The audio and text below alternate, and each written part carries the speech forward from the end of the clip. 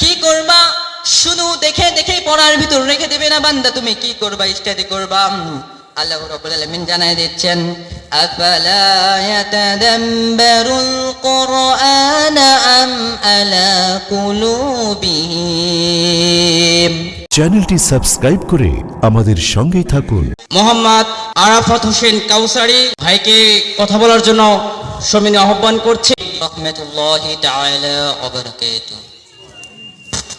আউযু বিল্লাহি মিনাশ শাইতানির রাজীম।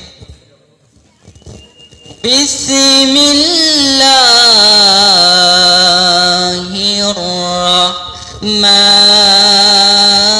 রাহমানির রাহিম।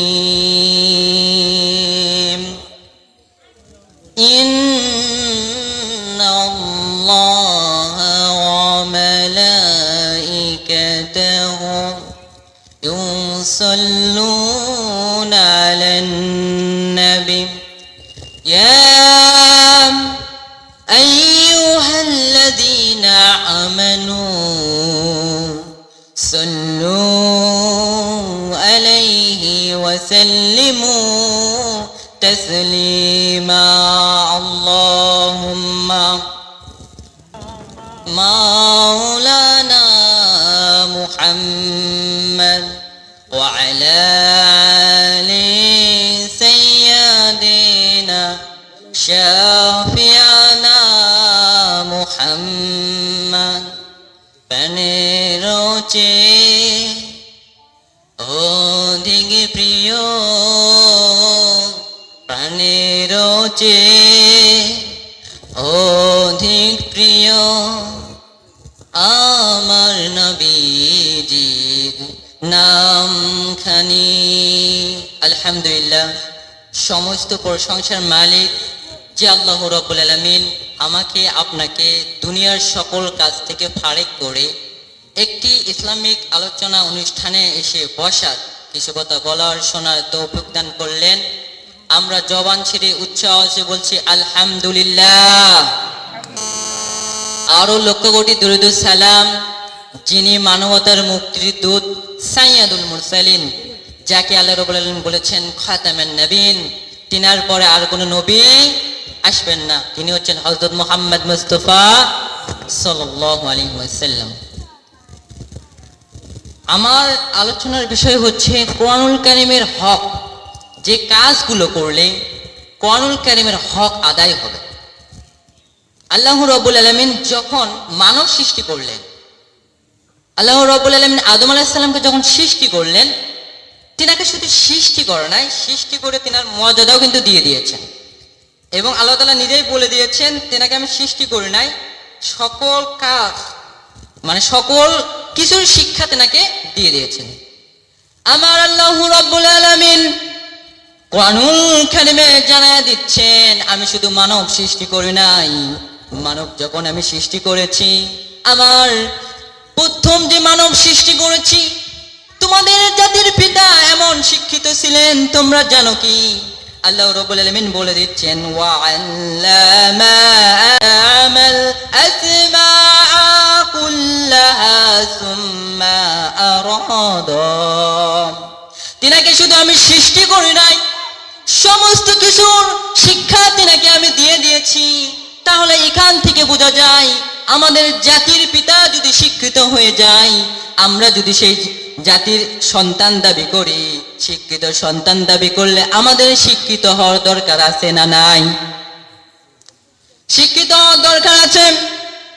একটা শিক্ষিত ব্যক্তির কাছে শয়তান যতটুক পথ ভ্রষ্টতার সুযোগ পায়, সুযোগ যতটুক পায় না, কিন্তু একটা মূর্খ মানুষের কাছে পেয়ে যায়।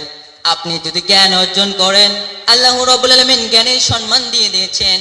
এই থেকে বোঝা যাচ্ছে সর্বপ্রথম আমাদের দায়িত্ব হয়ে যাবে, আমরা যদি আদম আলাইহিস সালামকে জাতির পিতা দাবি করি, তাহলে শ্রেষ্ঠ পিতার শ্রেষ্ঠ সন্তান হতে গেলে আমাদের জ্ঞান অর্জন করতে হবে। প্রথমে তুমি বান্দা দুনিয়ার কোনো তন্ত্র মন্ত্র কোনো কিতাব পড়ার কথা বলেন, দুনিয়ার অনেক বই আছে, এটার কথা বলেন নাই। প্রথমে আল্লাহ রাব্বুল আলামিন পড়ার কথা বলে দিয়েছেন যে বান্দা তোমাকে যে সৃষ্টি করেছে তার নামে পড়ো। আমরা পড়বো কার নামে? আল্লাহর নামে পড়তে হবে।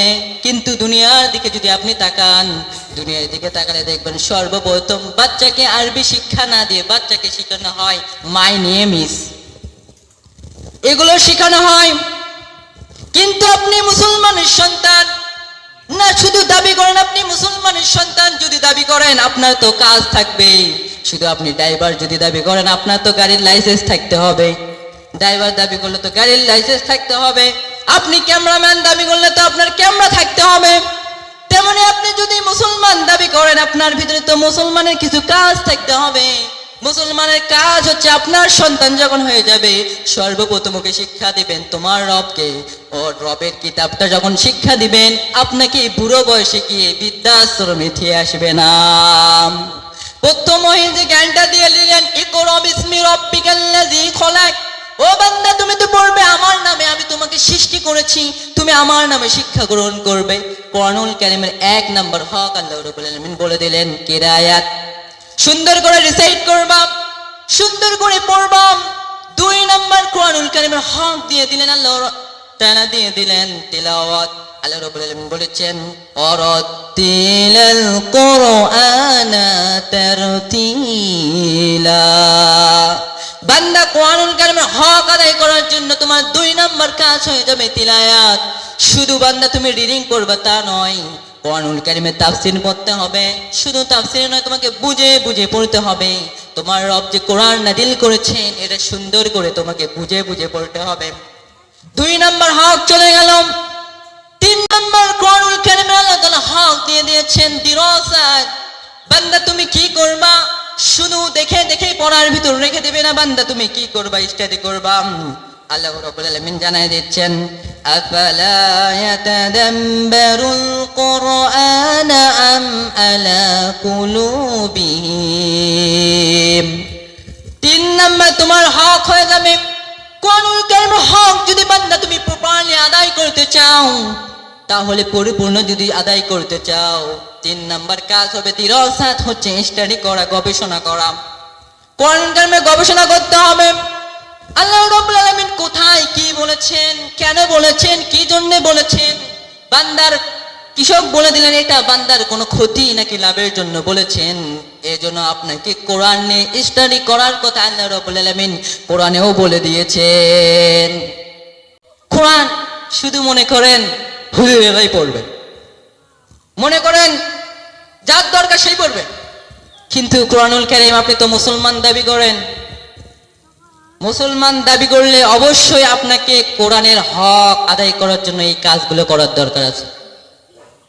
মনে হয়ে কোনো কাজ নেই, নাম ঈমান আলী কিন্তু ঈমান নাই, কাজ হবে? বলে আমি খুব খালি দান করি, দান করতে করতে দেখে গেছে জহরের নামাজে আযান দিছে, ওনার নামাজ পড়ার সময় নেই। তাহলে এরকম করলে হবে? আল্লাহ রাব্বুল আলামিন আরেক জায়গায় বান্দাকে বলে দিচ্ছেন বান্দা দান তুমি করো মানুষকে দেখানোর জন্য, ঠিক আছে, কিন্তু তো তোমার ঈমান নাই। আর বান্দা শুধু দান করলে তো হবে না। আল্লাহ তাআলা বলে দিয়েছেন শুধু দান করলে হবে না, আমি সেই বান্দাকেই জান্নাত দিয়ে দেব যে বান্দার ভিতরে শুধু ঈমান নাই সাথে নেক আমল আছে। বান্দার ভিতরে শুধু ঈমান নিয়ে আপনি কখনো জান্নাত পাবেন না। আবার শুধু আপনি নেক আমল নিয়ে জান্নাত পাবেন না, ঈমান আর নেক আমল দুইটার সাথে সম্পর্কিত। যেমন বাবা মা ছাড়া যেমন হচ্ছে সন্তানের আপনার জন্ম নিবন্ধন করে দেয় না, তেমনি আপনার আল্লাহ তাআলা সেই দিন আপনাকে জান্নাত দিবেন না আপনার যদি ঈমান আর নেক আমল না থাকে। তাহলে আপনার জান্নাতে যাওয়ার জন্য 2টা জিনিসের প্রয়োজন আছে, একটা হচ্ছে নেক আমল এবং 2 নাম্বার হচ্ছে আপনার ঈমান। এই 2টাই থাকতে হবে। আপনার যদি এই 2টাই থাকে তাহলে আপনি জান্নাত পাবেন। কোরআনুল কারীমের 3টা হক চলে গেল। 4 নাম্বার হক হচ্ছে তাদাব্বুর, শুধু গবেষণার ভিতরে রেখে দিবে না বান্দা, তুমি কি করবে এটা গবেষণার থেকে আরো গবেষণার দিকে নিয়ে যাবে।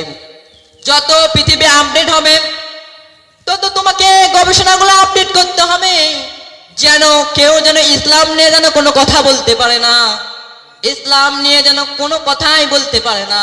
এই জন্য তোমাকে গবেষণা করতে হবে। গবেষণা তো মুসলমানের বাচ্চাই তো গবেষণা করতে হবে, কখনো তো আপনাকে বিধর্মী এসে গবেষণা করবে না। কিন্তু দেখা যায় ম্যাক্সিমাম মুসলমান কোরআন পড়া তো দূরের কথা, ঘরের ভিতরে কোরআনও পাওয়া যায় না, যদিও পাওয়া যায় সেটার উপরে দেখবেন ময়লা দিয়ে ভরা, অথচ বাড়িতে 24 ইঞ্চি একটা টিভি থাকে, গ্লাস সাফ করার একটা কেমিক্যাল নিয়ে এসে ওইটা দিয়ে পরিষ্কার করার সময় হয়, অথচ আল্লাহ তাআলার কিতাব মুসলমান দাবি করে, কিন্তু তার ওই কিতাবটা খোলা তো দূরের কথা, কিতাবের উপর ময়লা পড়ে থাকে, মোছার সৌভাগ্য মুসলমানের হয় না। এই কাজগুলো না করলে আপনি কোরআনের হক আদায় করলেন না। আর কোরআনের হক যদি আদায় না করেন, কাল কিয়ামতের দিনে কোরআন আপনার বিরুদ্ধে মামলা দিয়ে দেবে। আমার কথা নয়, আল্লাহ তাআলার কথা। কোরআন যদি মামলা দিয়ে দেয় কোনো উপায় আছে? উপায় কিন্তু থাকবে না।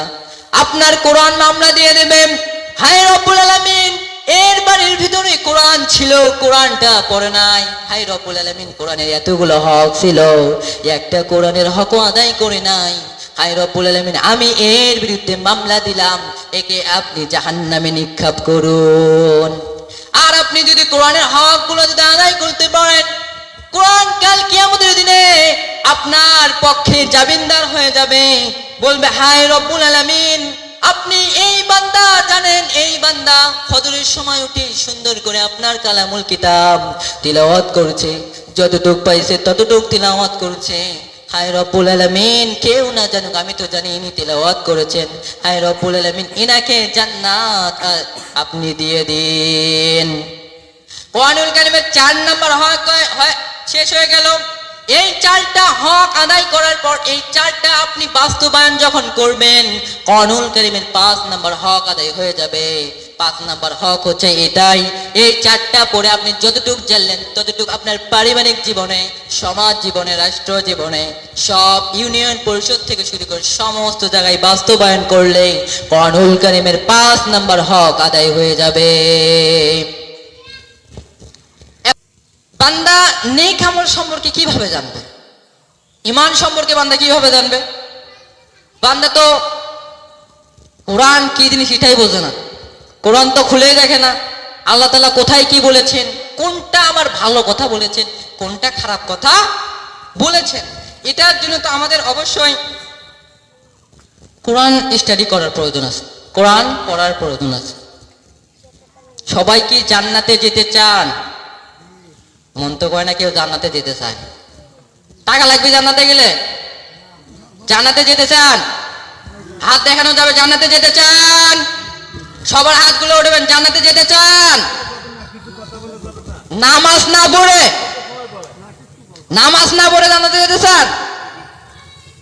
এই থাকার বান্দা মানে বর্তমানের বান্দারা নামাজি না বেনামাজি? হ্যাঁ, নামাজি না বেনামাজি? নামাজ পড়লে আপনি বলতে পারেন নামাজ পড়লে হুজুর আমার উপকার কি হয়ে যাবে? চিকিৎসা বিজ্ঞান এমন তথ্য দিচ্ছে, শুধু কোরআনের কথা নয়, বর্তমান সায়েন্সের দিকে যদি আপনি তাকান, চিকিৎসা বিজ্ঞান এমন তথ্য দিচ্ছে আপনি অবাক হয়ে যাবেন। আল্লাহ রাব্বুল আলামিন ১৫০০ বছর আগে বান্দাকে নামাজ পড়ার কথা বলে দিয়েছেন, কিন্তু চিকিৎসা বিজ্ঞান বর্তমান এসে গবেষণা করে জানাচ্ছেন যে বান্দা নামাজ পড়ে সে বান্দার নাকি হার্টে প্রেশার কমে যায়, যে বান্দা নামাজে পড়ে তার টেনশন, হাই প্রেশার, চিন্তা এগুলো নাকি কমে যায়। এখন বলুন আল্লাহ রাব্বুল আলামিন কি বর্তমানে আয়াত নাযিল করেছেন নাকি পূর্বে নাযিল করেছেন? তাহলে চিন্তা করে দেখেন আমাদের এই কিতাবটা কত আধুনিক। চিকিৎসা বিজ্ঞান গবেষণা করে জানাচ্ছেন একটা ব্যক্তি যদি নিয়মিত 5 ওয়াক্ত নামাজ আদায় করে, নামাজ আদায় করার সময় তার যে হাতগুলো যখন ধৌত করে, আমি কিন্তু কোরআনের কথা বলেছি না, চিকিৎসা বিজ্ঞানের কথা বলেছি, বর্তমান আধুনিক সমাজের কথা বলেছি। 2টা হাত যখন আপনি পানি দিয়ে সুন্দর করে ধৌত করলেন, আপনার এই হাতের জীবাণুগুলো চলে গেল। আবার আপনি যখন মুখের ভিতরে পানি দিলেন, আপনার মুখের ভিতরে যত ময়লা আছে সবগুলো চলে গেল। আবার আপনি যখন চোখের ভিতর পানি দিলেন, চোখে উপরে ময়লা থাকা বালু থাকা সবগুলো চলে গেল। মুখটা ধৌত করলেন, আপনার স্কিনটা সুন্দর থাকলো। মাথা মাথা করলেন, মাথাটা আপনার শুষ্ক থাকবে। পা গুলো ধুলেন, আপনার পা গুলো পরিষ্কার থাকবে, চামড়াগুলো সুন্দর থাকবে। এখন বলুন, আমি কি এতক্ষণ কোরআনের কথা বললাম? কোরআনের কথা কিন্তু এখন বলি নাই, সায়েন্সের কথা বললাম। যে বিজ্ঞান নিয়ে বর্তমানে মানুষ পাগল, সেই বিজ্ঞানের কথাই বললাম। দেখেন বিজ্ঞান কিভাবে প্রমাণ করিচ্ছে যে নামাজ পড়লে বান্দার উপকার হয়ে যায়। যে বান্দা 5 ওয়াক্ত নামাজ পড়ে তার রোগ হওয়ার সম্ভাবনা কম থাকে। কিন্তু বান্দা বর্তমানে নামাজের দিকে না গিয়ে বান্দা যায় মদ্যপানের দিকে। মাদক আপনি খান, আমি মানা করব না, খান, সমস্যা নাই। কিন্তু মাদকের যে ক্ষতিগুলো আছে আর নামাজ পড়লে যে উপকারগুলো আছে, এগুলো শুধু সুন্দর করে তুলে ধরবো। আমার কাজ আপনার কাছে দাওয়াতি কাজ পৌঁছে দেওয়া, আপনার কাজ মানা, আমার কাজ মানা নয়। আমি আপনাকে বলে দেব, আমারটা আমি মানবো, আপনারটা আপনি মানবেন। আমি আপনাকে বলে দেব, আপনার মানার ইচ্ছে হলে মানবেন, না মানার ইচ্ছে হলে মানার দরকার নাই। আপনি জাহান্নামে যাবেন, আমার তাতে কোনো করার কিছু নাই। আপনি যদি নামাজ পড়েন, নামাজের তো উপকারগুলো জানলেন। নামাজ পড়লে উপকার আছে। কিছুদিন আগে আমার উস্তাদের সমবয়সী এক লোক এসে বলেছে, উনি হচ্ছে হাই স্কুলের মাস্টার। উনি আমাকে এসে বলেছে, বাবা। আমি বললাম, আঙ্কেল কেমন আছেন? উনি আমাকে বলেছেন, বাবা ভালো তেমন নাই, চিন্তা বেশি, পেরেশানি বেশি। আমি বললাম, পেরেশানি হওয়ার তো কারণ আছে, কেননা আপনি তো নামাজ আদায় করেন না। কেননা চিকিৎসা বিজ্ঞানে বলে দিচ্ছেন, বান্দা যদি নামাজ আদায় করে, বান্দার হাড়ের যে প্রেশার থাকে, হাড় অতিরিক্ত চিন্তা ভাবনা করলে যে হাড়ের প্রেশার বেড়ে যায়, এটা বান্দার জন্য কমে যায়। আবার বান্দা যখন রুকুর দিকে যায়, বান্দার যে গ্রামের ভাষা যেটাকে বলে মালয় বলে না, হাঁটুর, এটা মালয় বলে কি? গ্রামের ভাষা কি বলে এটা বলেন? হাঁটুর মালয় বলে। এর ভিতরে যে কেমিক্যাল গুলো আছে, এগুলো সচল থাকে। তাহলে এগুলো সচল হবে কিভাবে? দেখেন, নামাজ আদায় করলে 2টা লাভ। নাম্বার 1 হচ্ছে আপনার মালিকের আনুগত্য করাও হয়ে গেল। নাম্বার 2 হচ্ছে আপনার শারীরিক সুস্থতাও বেড়ে গেল। ক্ষতি না লাভ? লাভ আছে। এখন চলে আসুন মাদকের দিকে। বর্তমান সমাজে আমরা যদি মাদককে না বলে নামাজকে হা বলতাম, তাহলে অনেকে মৃত্যু রোগের রোগ পাওয়া যেত না। ক্যান্সার নষ্ট হয়ে যায়, 18 বয়সে ক্যান্সার নষ্ট হয়ে যায়, কিডনি নষ্ট হয়ে যায়। কেন হয়? আল্লাহ রাব্বুল আলামিন তো দিয়ে দেন না, কিন্তু বান্দা কামাই করে। বান্দা কিভাবে কামাই করে দেখেন, যখন আপনি ধূমপান করলেন, শুধু ধূমপান যখন আপনি করলেন, নিজের ভালোর জন্য করছেন, চিন্তার ভিতর পড়ে গেছেন, পেরেশানির ভিতর পড়ে গেছেন, একটা টান দেই, খেয়ে আরাম। টান যখন আপনি দিলেন, সাময়িক সময়ের জন্য আরাম পেলেন, আপনার ভিতরে যখন চলে গেল, আপনি কি জানেন হচ্ছে তামাকে কি থাকে? নিকোটিন থাকে, কার্বোহাইড্রেট থাকে। এগুলো আপনার ভিতরে যখন চলে যাবে, আপনার ফুসফুসে যে আঘাত করবে, আপনার ফুসফুসে যখন আঘাত করবে, ধোঁয়াগুলো ঢুকে আপনার ফুসফুসে যাতে আঘাত করে ফুসফুস কালো হয়ে যাবে, আপনার ক্যান্সার হয়ে যাবে। এখন বলুন, মাদক গ্রহণ করলে বান্দার ক্ষতি না লাভ? আমি কিন্তু চিকিৎসা বিজ্ঞান দিয়ে কথা বলেছি, ক্ষতি না লাভ। বিশ্বাস যদি না হয়, আজকে একটা মেডিকেল সায়েন্সের ডাক্তারের কাছে যা বলবেন, হুজুর যেগুলো বলে এগুলো ঠিক না ব্যাঠিক জিজ্ঞেস করবেন, সমস্যা কই? কারণ হুজুর মানুষের তো 2 ধরা দিনের চতুর্দিকে বসে থাকে। হুজুর মায়ের জন্য উপর দিকে উঠতে চায়, হাঁটুটু খেলার না, কারণ নিচে নামায়, ঠিক কি না? নিচে নামায়, তো হুজুর কে উপরে উঠবি রে? মানে হুজুর যদি গবেষণাগারে যায়, যা যদি টেস্ট টিউব হাতে নেয়, শেষ বিস্ফোরণ ঘটাবে। আরে বাবা, হুজুর মানুষ যদি না থাকতো আপনি কিভাবে জানতেন? এমনও ব্যক্তি পাওয়া যাবে এখানে যে উনি কোরআন নামটা এটা সুন্দর করে উচ্চারণ করতে পারে না, বানানো করতে পারে না, কিন্তু অথচ ওনাকে যদি বলে সায়েন্স মান করেন, সুন্দর করে সায়েন্স মান করবে। অথচ কোরআন মানেই হচ্ছে সায়েন্স। পর আল্লাহ রাব্বুল আলামিন সব কিছু বান্দার জন্য দিয়ে দিয়েছেন। বান্দা তুমি যে সাইড যাবে সেই সাইড পাবা। চিকিৎসা বিজ্ঞান চাইলে চিকিৎসা বিজ্ঞান পাবা, পারমাণবিক চাইলে পারমাণবিক পাবা। বান্দা তুমি যদি নাজিম হতে চাও ওখানেও পেয়ে যাবা। কেন না বান্দা, আমি শুধু কোরআন আজকের জন্য নাজিল করি নাই, পৃথিবীর শুরু থেকে শেষ পর্যন্ত আমি কোরআন নাজিল করে দিয়েছি। বান্দার যা যা প্রয়োজন, যা যা ঘটবে সমস্ত কিছু আমি দিয়ে দিয়েছি। তাহলে মাদক আপনি খাবেন না, আমি বলে দিলাম খাবেন না, এরপরেও যদি খান কোনো সমস্যা নাই, আপনি খাবেন আপনার মতো, আপনি বুঝবেন। মাদক সেবন করা যাবে না, মাদকের ক্ষতি আছে, মাদকগুলো সেবন করা যাবে না। এখন চলে আসুন, জান্নাতে গেলে অবশ্যই তো কন্ডিশন আছে। এখন বলুন তো, জান্নাতে গেলে কয় লাখ টাকা হলে জান্নাতে যাওয়া যাবে? মানে টাকা পয়সা নাই নাকি? কয় লাখ টাকা হলে জান্নাতে যাওয়া যাবে? টাকা দিয়ে কখনো তো জান্নাতে যাওয়া যাবে না, বাড়ি দিয়ে কখনো জান্নাতে যাওয়া যাবে না, পোশাক দিয়ে কখনো জান্নাতে যাওয়া যাবে না। জান্নাতে যেতে গেলে আপনাকে আল্লাহ রাব্বুল আলামিন কিছু কন্ডিশন দিয়ে দিয়েছেন, অর্থ দিয়ে দিয়েছেন। বান্দা যদি এই কাজগুলো করতে পারে, আমি আল্লাহ রাব্বুল আলামিন বান্দাকে জান্নাত দিয়ে দেব। তার মধ্যে এক নাম্বার কাজ হচ্ছে নেক আমল সহ ঈমান আনা। আল্লাহ রাব্বুল আলামিন বলেছেন, ইন্নাল্লাযীনা আমানু ওয়া আমিলুস সালিহাতি কানাত লাহুম জান্নাতুল ফিরদাউসি নুজুলা।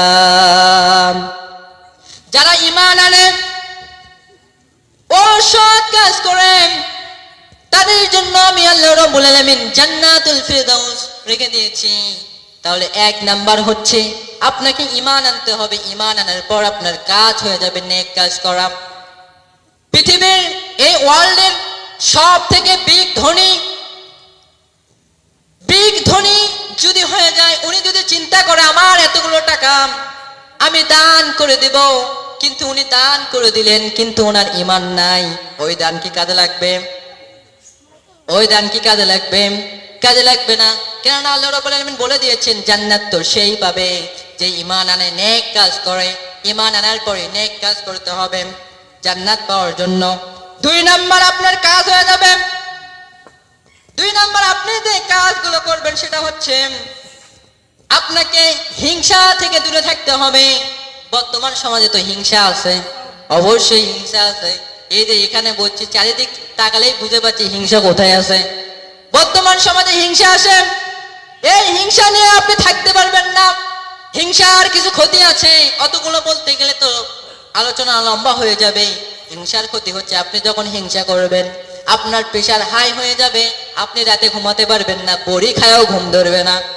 অমুক জন যদি 2 লাখ টাকার মালিক হয়, ওই কেমনি হলো ভাই, আমার তো মাথা খেলেছে। 2 লাখ টাকার মালিক হয়েছে, এই বাড়ির লোক 2 লাখ টাকার মালিক হলো, ওই বাড়ির লোকের ঘুম ধরে না, সেই টেনশনে ডাক্তারের কাছ থেকে বড়ি কিনে এনে খায়, তাও ঘুম হয় না। এই হিংসা আপনাকে কমাতে হবে। হিংসা যদি আপনি না কমান, আপনার ঈমান নষ্ট হয়ে যাবে, খেয়ে ফেলে দেবে। এই কাজগুলো কখনো করবেন না।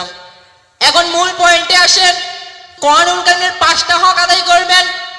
নাম্বার 1 হচ্ছে কিরায়াত, সুন্দর করে রিসাইট করে সুন্দর করে রিডিং পড়বেন। 2 নাম্বার হচ্ছে তিলাওয়াত, 2 নাম্বার বান্দা কি করবে, সুন্দর করে বুঝে পড়বে। 3 নাম্বার হচ্ছে বান্দা কি করবে, দিরাসাত, স্টাডি করবে, গবেষণা করবে। 4 নাম্বার তাদাব্বুর, গবেষণার থেকে আরো আধুনিক গবেষণা করতে হবে। 5 নাম্বার, এই 4টা বিষয় আপনাকে সমাজে বাস্তবায়ন করতে হবে। এগুলো কাজ করলে আপনার মোটামুটি কোরআনুল কারীমের হক আদায় হয়ে যাবে। আবার এইদিকে চলে আসেন, আপনি যদি জান্নাত পেতে চান, আপনাকে আমি মোটামুটি কথা বললাম 2টা। নাম্বার 1 হচ্ছে আপনাকে নেক আমল সহকারে ঈমান আনতে হবে। ঈমান আনার পরে আপনার কাজ হয়ে যাবে, আপনি নেক কাজ করবেন, নেক আমল করবেন, আল্লাহ তাআলার বন্দেগী করবেন। 2 নাম্বার কাজ হচ্ছে আপনি হিংসা করবেন না। কেননা আপনি যতই ইবাদত করুন না কেন, আপনি যদি হিংসা করেন, এই হিংসার কারণে আপনার সব আমল বরবাদ হয়ে যাবে। এই বলে আমি আমার এখানে সংক্ষিপ্ত আলোচনা শেষ করছি। আসসালামু আলাইকুম ওয়া রাহমাতুল্লাহি তাআলা ওয়া বারাকাতুহু।